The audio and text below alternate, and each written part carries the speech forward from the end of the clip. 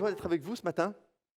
Vraiment, c'est encore un privilège de pouvoir vous apporter la parole et de pouvoir vous partager ce que le Seigneur a mis sur mon cœur.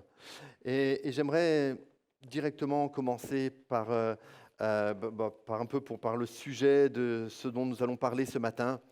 J'aimerais vous partager quelques pensées à partir d'un verset, ou en tout cas plutôt de deux versets que l'on trouve dans l'épître de Jude. L'épître de Jude, la dernière épître du Nouveau Testament. Ensuite, il y a le livre de l'Apocalypse. Je ne sais pas si vous connaissez beaucoup l'épître de Jude, je ne sais pas si vous connaissez Jude, je ne sais pas si vous savez même où cela se trouve dans la parole, mais donc c'est l'avant-dernier livre de la Bible, l'avant-dernier livre du Nouveau Testament, où on voit Jude encourager les chrétiens de l'époque à prendre garde contre les faux enseignants, à prendre garde contre les fausses philosophies. Il y avait sans doute des personnes qui essayaient de détourner l'Église du bon enseignement, du juste enseignement. Et donc Jude va leur écrire, c'est une lettre assez courte, 25 versets, et c'est une lettre où il n'y a pas de chapitre, il n'y a que des versets.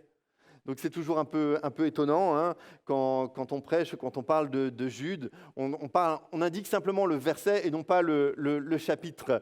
Donc voilà, donc ne vous inquiétez pas si je ne vous donne pas de chapitre, c'est normal, c'est qu'il n'y en a pas dans Jude, ou en tout cas il n'y en a qu'un seul.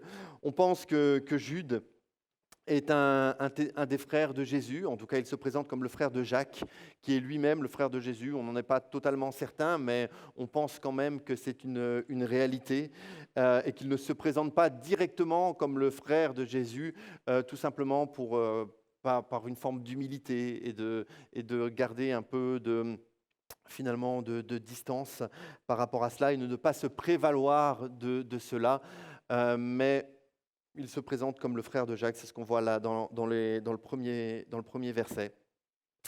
Et j'aimerais simplement qu'on puisse lire les versets 20 et 21 ce matin du livre de Jude. Les versets 20 et 21, et en retirer ensemble plusieurs choses, plusieurs pensées, plusieurs réflexions. Et les versets vont s'afficher tout de suite. Merci à l'équipe technique. Et dans Jude 20 et 21, il est dit « Pour vous, bien-aimés, vous édifiant vous-même sur votre très sainte foi et priant par le Saint-Esprit, maintenez-vous dans l'amour de Dieu, en attendant la miséricorde de notre Seigneur Jésus-Christ pour la vie éternelle. » Et j'aimerais qu'on puisse s'arrêter ensemble, tout simplement, durant le temps de cette prédication, sur cette expression qui dit « Maintenez-vous dans l'amour de Dieu ». Maintenez-vous dans l'amour de Dieu. Et nous verrons qu'est-ce que ça signifie, se maintenir dans l'amour de Dieu et ne pas avoir une fausse compréhension, une compréhension peut-être légaliste de l'amour de Dieu, mais qu'est-ce que Jude veut dire et à quoi Jude encourage tous ceux à qui il écrit, donc à l'époque, mais encore aujourd'hui pour nous-mêmes, mais aussi de voir qu'à travers ce verset, Jude nous donne trois conseils, trois recommandations, trois manières de rester, de se maintenir dans l'amour de Dieu. Que ce n'est pas quelque chose qu'il nous donne comme cela, mais qu'il nous donne trois manières, trois façons de se maintenir dans l'amour de Dieu. Et je crois que c'est important pour nous-mêmes, pour les temps que nous vivons, dans ces temps tellement compliqués, tellement difficiles que nous vivons aujourd'hui. Je crois que c'est essentiel de se maintenir dans l'amour de Dieu, de rester dans l'amour de Dieu. Pour commencer, qu'est-ce que ça signifie, cette expression ? Qu'est-ce que Jude veut vraiment dire ? Quelle est la pensée derrière les expressions, les paroles que va nous donner Jude et qui nous arrivent encore aujourd'hui ? La première des choses, c'est qu'il va commencer sa réflexion, il va commencer ce verset en disant « pour vous ». Et il y a un contraste. Il a expliqué tous les dégâts que pouvaient faire les faux enseignements, les faux enseignants dans l'Église. Et il dit « mais vous, je vous fais confiance, vous n'allez pas vous laisser influencer par ça, pour vous. » Et donc, il va tout de suite montrer ça et donner ces quelques phrases, ces quelques mots pour bien mettre le contraste avec le reste et avec finalement tout ce qu'il a dit auparavant. Et il dit, pour vous, bien-aimés. C'est tellement beau et c'est tellement réconfortant de se sentir bien-aimé. C'est tellement extraordinaire de se sentir bien-aimé. Quand ma femme me dit je t'aime, je me sens bien. Donc voilà, ça fait toujours du bien, ça fait toujours plaisir. Et là, Jude va dire bien-aimé. Et ce n'est pas simplement bien-aimé dans un sens où Jude aime les auditeurs ou aime les lecteurs de sa lettre. Et bien sûr, Jude aime les lecteurs de sa lettre. Et bien sûr, Jude a une affection particulière pour les personnes et pour l'Église à qui il écrit. On ne sait pas exactement à qui c'est, mais ça a une valeur générale. Ça a vraiment une valeur qui peut regrouper toutes les Églises. Mais il dit bien-aimé. Et je crois qu'en disant bien-aimé, Jude simplement rappelle que nous sommes aimés de Dieu. Il le rappelle déjà dans le premier verset, quand il dit « Mais Jude, serviteur de Jésus-Christ et frère de Jacques, à ceux qui sont appelés, aimés en Dieu le Père et gardés pour Jésus-Christ, et nous sommes aimés de Dieu. » Et Jude nous rappelle de ça dès le départ. Et il nous rappelle déjà que nous sommes aimés de Dieu, que nous sommes bien aimés de Dieu. Ce qui implique beaucoup de choses, ce qui implique, on ne va pas trop développer ce matin, mais ce qui implique que nous sommes protégés, que nous sommes conduits, que Dieu prend soin de nous, que Dieu nous discipline, que Dieu nous aime, que Dieu fait preuve de bonté, de bienveillance envers nous, bien entendu. Et nous sommes bien aimés. Nous sommes bien aimés de Dieu, et pourtant il va dire « maintenez-vous dans l'amour de Dieu ». On pourrait y voir une sorte de paradoxe. On pourrait y voir une sorte de contraste. On pourrait y voir finalement quelque chose où Jude se contredit. Et non, parce qu'il va dire, oui, vous êtes aimés de Dieu. Effectivement, vous êtes aimés de Dieu et Dieu vous aime. Et Dieu vous aime d'un amour particulier. Mais vous, pour vous, maintenez-vous dans l'amour de Dieu. Le terme qui est utilisé ici en grec pour maintenir, pour maintenez-vous dans l'amour de Dieu, c'est simplement un terme qui veut dire plusieurs traductions possibles. S'occuper soigneusement, prendre soin, garder, faire l'objet d'une attention vigilante. Et Jude nous dit, mais faites attention à vous-même pour rester dans l'amour de Dieu. Faites attention, prenez soin de rester, gardez-vous pour rester dans l'amour de Dieu. Et ça implique une volonté de notre part, ça implique un travail de notre part. Attention, et c'est bon de le clarifier dès le départ ce matin, Jude n'est pas en train de dire que nous devons mériter l'amour de Dieu. Jude n'est pas en train de dire que nous devons gagner l'amour de Dieu. Jude n'est pas en train de dire que par nos bonnes œuvres, Dieu va nous aimer plus ou moins. Jude n'est pas en train de dire cela. Parce que, quelque part, et c'est bon de nous le rappeler, Dieu nous aime, il aime ceux qui croient en lui, il aime ceux qui ne croient pas en lui, et son amour est indiscutable. Et son amour, il nous a aimés le premier. Même quand nous ne l'aimions pas, Dieu nous a aimés. Jean 3 au chapitre 16 nous dit simplement « Car Dieu a tant aimé le monde qu'il a donné son Fils unique, afin que quiconque croit en lui ne périsse point, mais qu'il ait la vie éternelle. » L'amour de Dieu est indiscutable. Et Jude n'est pas en train de dire « Mais vivez d'une manière à mériter l'amour de Dieu. Vivez d'une manière à être aimable de Dieu. » Jude n'est pas en train de dire cela. Jude est en train de dire « Vivez, gardez-vous vous-même, maintenez-vous vous-même dans l'amour de Dieu, maintenez-vous dans une situation, dans un chemin de vie où vous pouvez vivre en harmonie avec l'amour de Dieu. » Et les deux sont différents. Jude ne questionne pas l'amour de Dieu dans ces versets. Jude nous dit, faites tout pour bénéficier au maximum de l'amour de Dieu. Faites tout pour vivre pleinement l'amour de Dieu. Dans Romains 8, évidemment, l'apôtre Paul nous dit que rien ne peut nous séparer de l'amour de Dieu, et c'est vrai. Mais nous-mêmes, nous pouvons renier les bénéfices de l'amour de Dieu. Nous-mêmes, nous avons besoin de nous maintenir dans cette relation, dans cette vie, finalement dans cette situation où nous vivons l'amour de Dieu et où nous nous maintenons, où nous nous gardons nous-mêmes. Ce n'est pas l'amour de Dieu qui est en question, c'est ce que nous en faisons, c'est comment nous le vivons.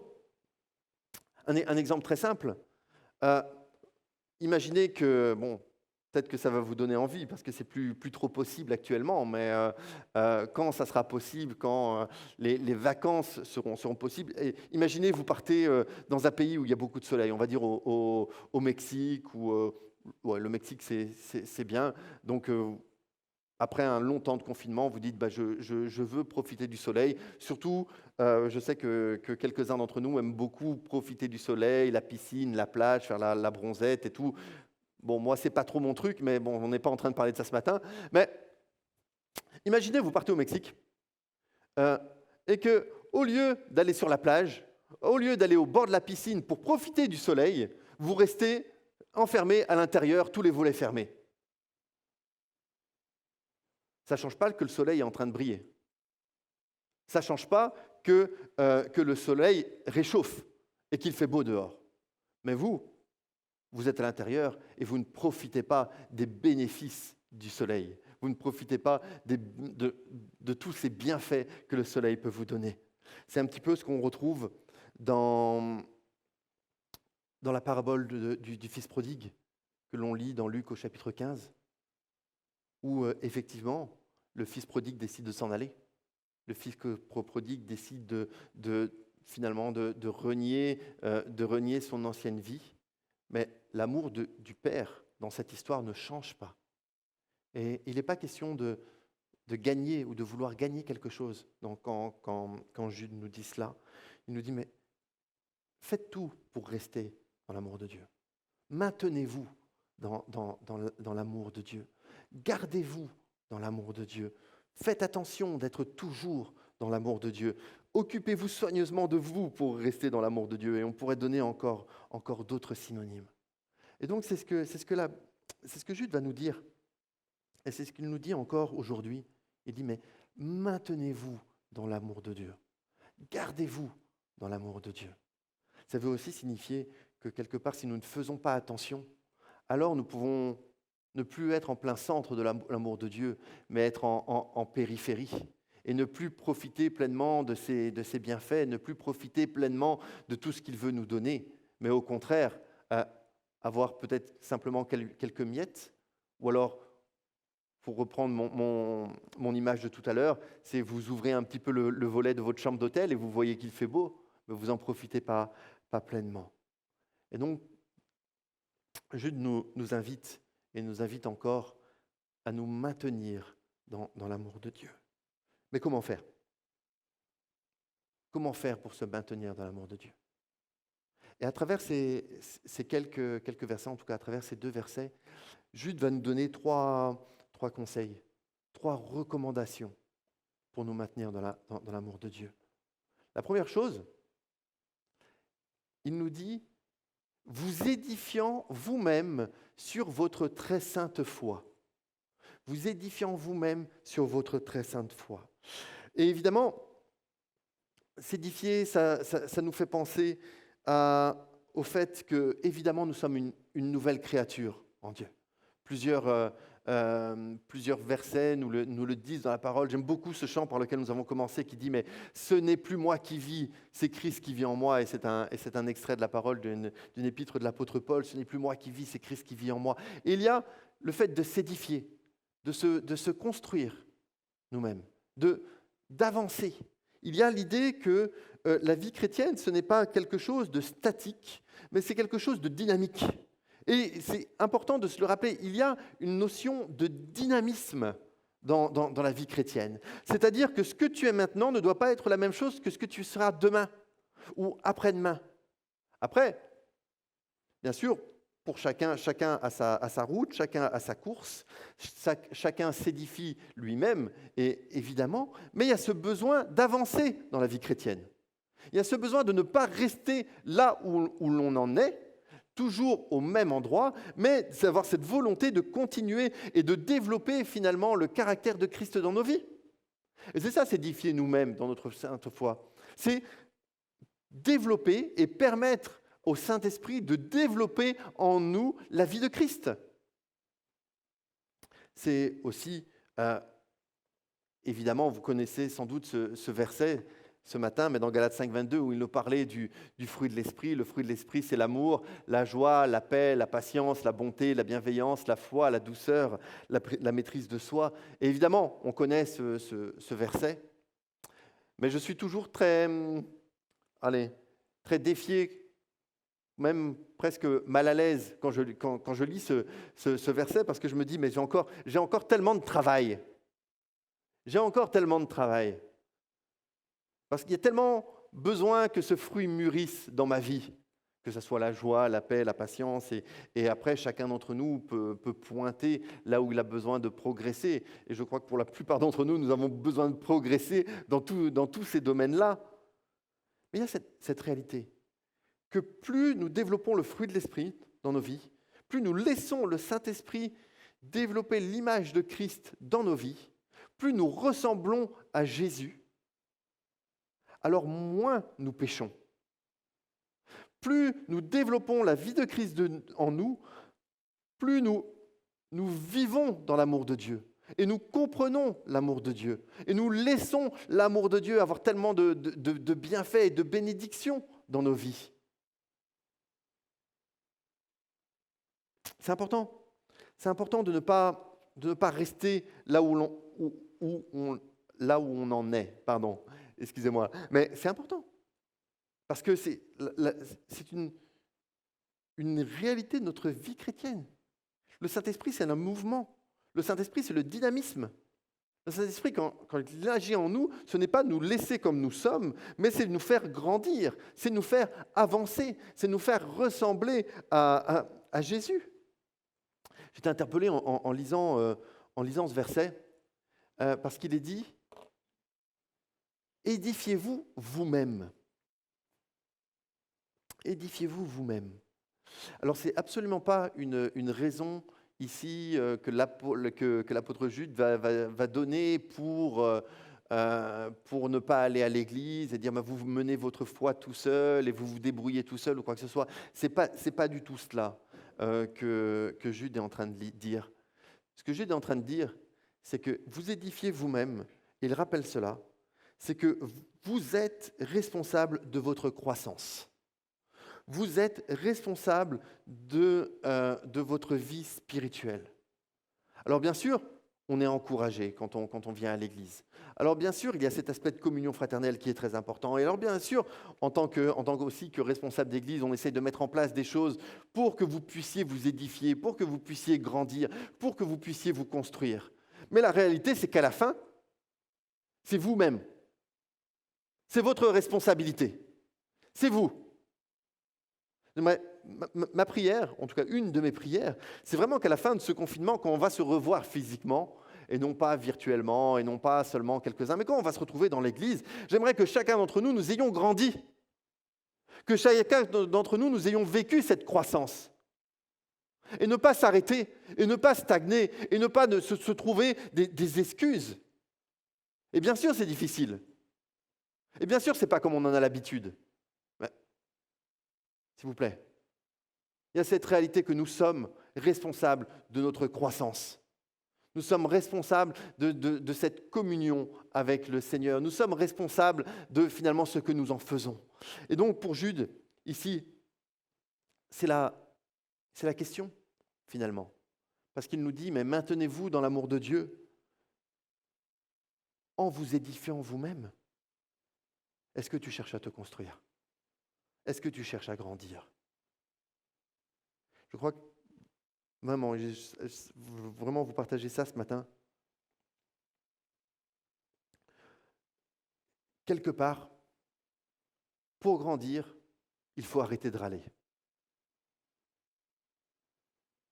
Pour grandir, il faut arrêter de râler. Il faut arrêter de dire mais ça ne va pas. Il faut arrêter de se trouver des excuses. Aujourd'hui, Jésus veut te faire grandir. Aujourd'hui, le Saint-Esprit est prêt à travailler en toi pour que tu t'édifies toi-même. Aujourd'hui. malgré la situation, malgré les circonstances, aujourd'hui. Et c'est toi. Quelle est la décision que tu vas prendre? Est-ce que quand tu pries, mais Seigneur, fais-moi grandir? Ou alors est-ce que quand tu pries, tu dis, Seigneur, regarde tout ce qui ne va pas dans ma vie? Je crois que le fait d'avoir du mécontentement qui peut se transformer en amertume peut nous faire aller dans la périphérie de l'amour de Dieu et ne pas vivre pleinement cet amour. Est-ce que tu grandis? La deuxième chose que Jude nous donne comme recommandation, il nous dit « priant par le Saint-Esprit ». Priez par le Saint-Esprit. Alors bien sûr, quand il dit ça, je crois qu'il y a une réalité par rapport au fait de prier par le Saint-Esprit, de prier en langue. Et je vous encourage à le faire. Dans la première épître aux Corinthiens, au chapitre 14, Paul va dire mais que celui qui prie en langue s'édifie lui-même. Pour revenir un petit peu à ce que nous avons dit précédemment. Je crois réellement en cela. Et je vous encourage, vous qui priez en langue, priez en langue. C'est un bénéfice, c'est quelque chose de bon pour vous. C'est quelque chose qui vous fait du bien. Et ça, je veux vraiment encore le souligner. Mais ça ne s'arrête pas là.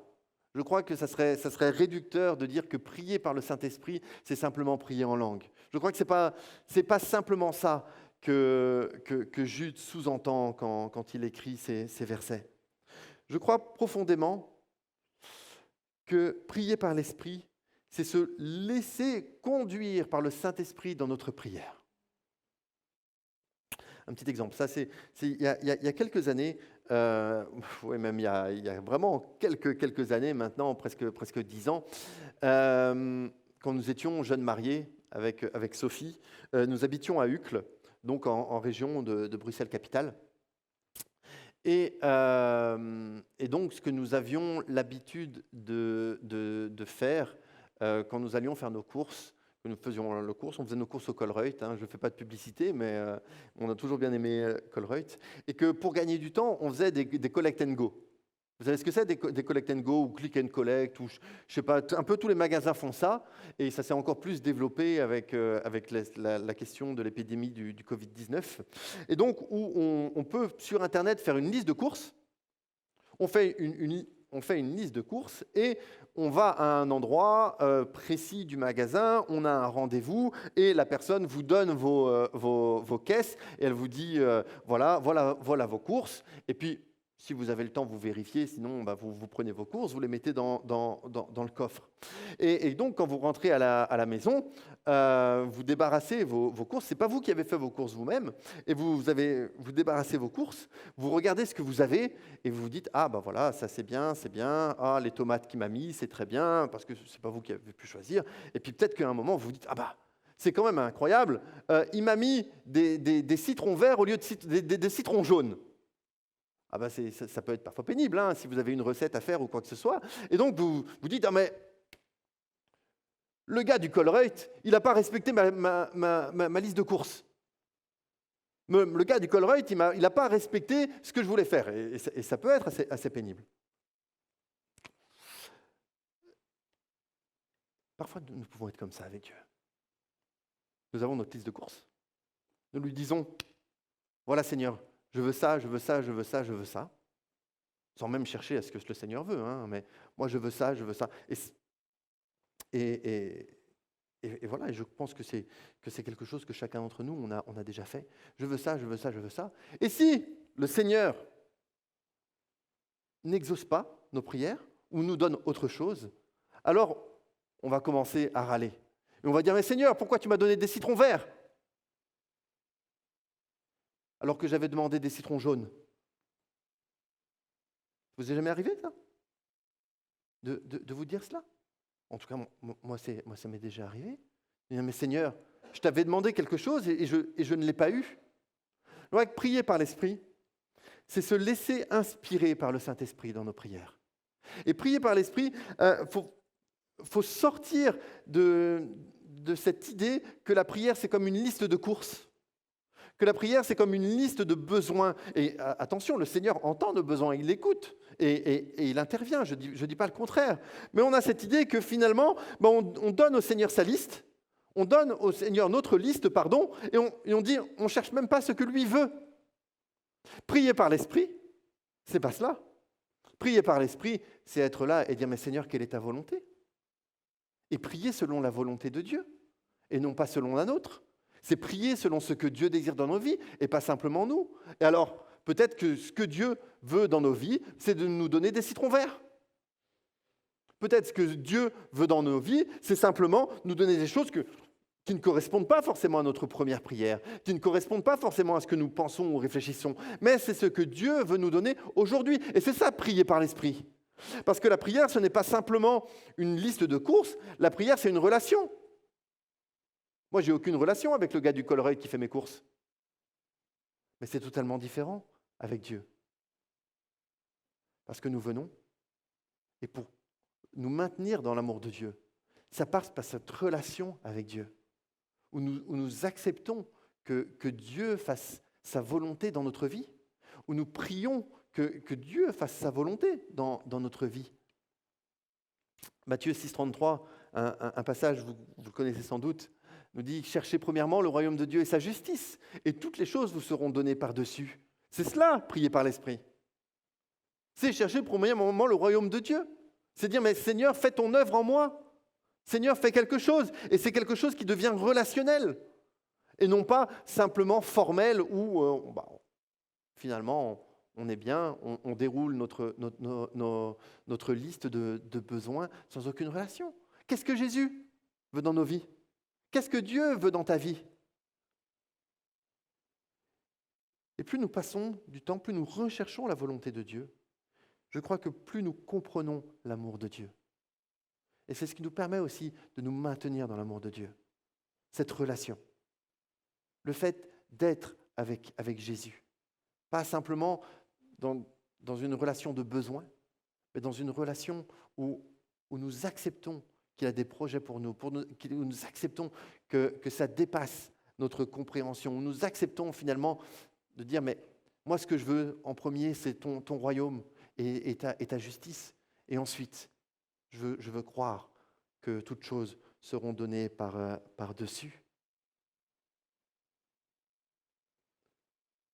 Et l'aspect relationnel est essentiel pour nous maintenir dans l'amour de Dieu. Parce que l'amour de Dieu est relationnel. La troisième chose que Jude va dire, il nous dit, mais maintenez-vous dans l'amour de Dieu en attendant la miséricorde de notre Seigneur Jésus-Christ pour la vie éternelle. Alors ça j'aime énormément, hein, ce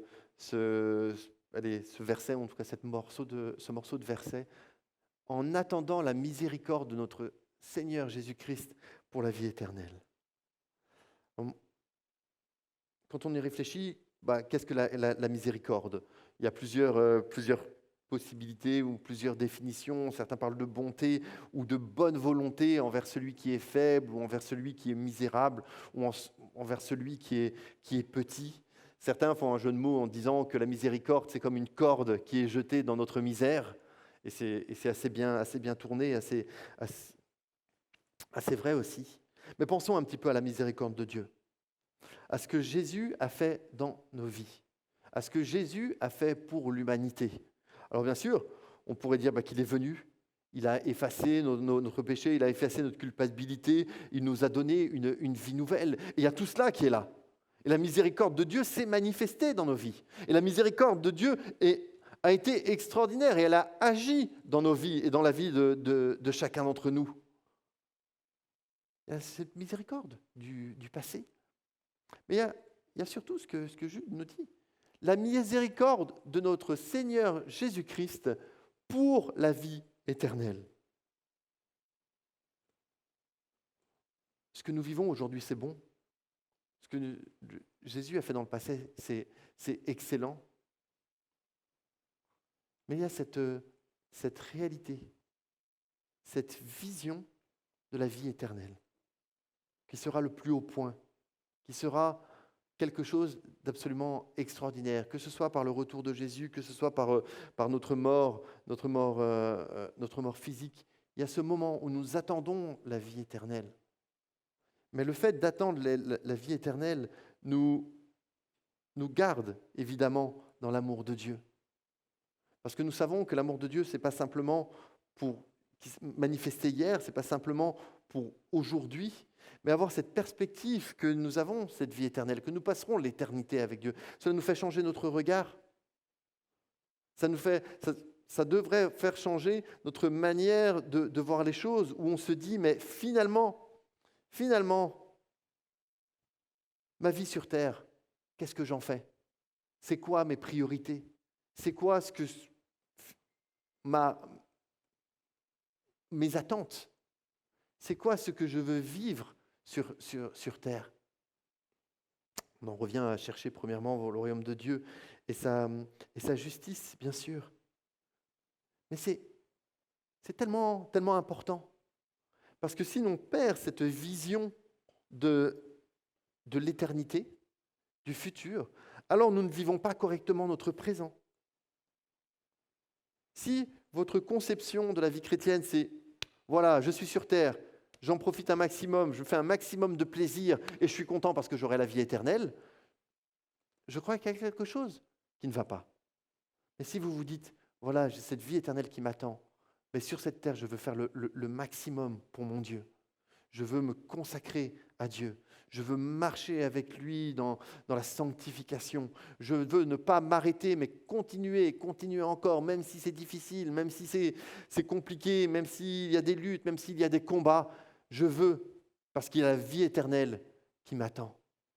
Ce que nous faisons aujourd'hui, évidemment, ce n'est pas ça qui nous donne la vie éternelle. Ce ne sont pas nos œuvres qui nous donnent la vie éternelle. Mais parce que nous avons cette vie éternelle qui nous attend, alors ça change tout pour nous aujourd'hui.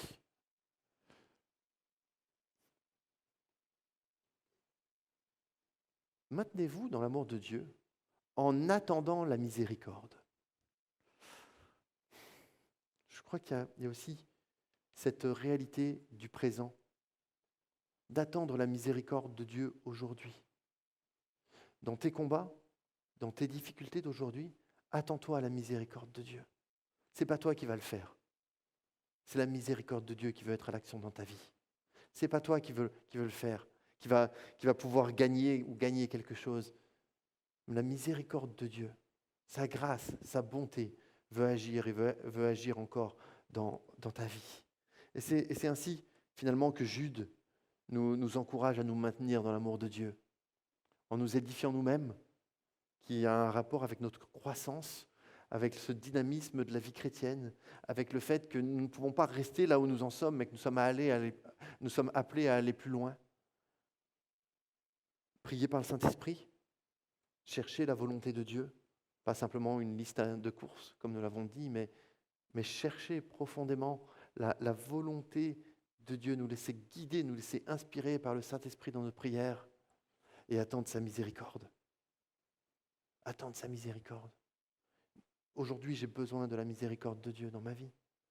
Aujourd'hui, j'ai besoin de la grâce de Dieu dans ma vie. J'ai besoin que Jésus continue l'œuvre qu'il a commencé en moi dans ma vie. Et je m'attends à ça. Je ne veux pas m'attendre finalement à mes propres mérites. Je ne veux pas m'attendre à toutes mes capacités. Mais je veux m'attendre à ce que Jésus continue son action dans ma vie. Qu'est-ce que ça signifie, vraiment? Ça veut dire quoi, se maintenir dans l'amour de Dieu?